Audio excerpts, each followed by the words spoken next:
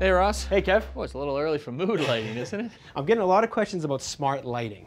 What I typically recommend for most people is upgrading their existing switches to a smart switch like this. What's great about that, it gives you on-off, local control, dimming capability. It works with your app or smart speaker to control it for a schedule, for example.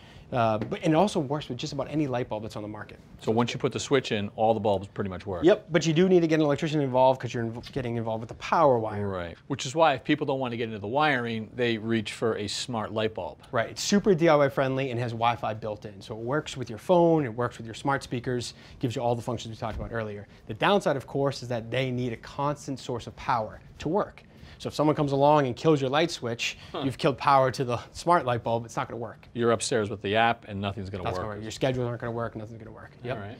So one solution is really a hybrid approach. It's a two-part piece here. Has a back plate that mounts onto an existing light switch.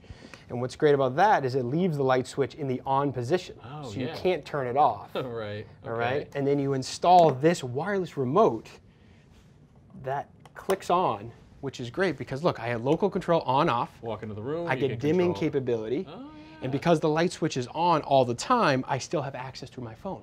Very nice. I like that. Just keep in mind, when you install this, the light switch is always on, even if the light is off.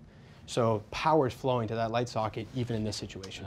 Okay. Well, still cool information and good to know about. Thank you. Yep. Thanks for watching.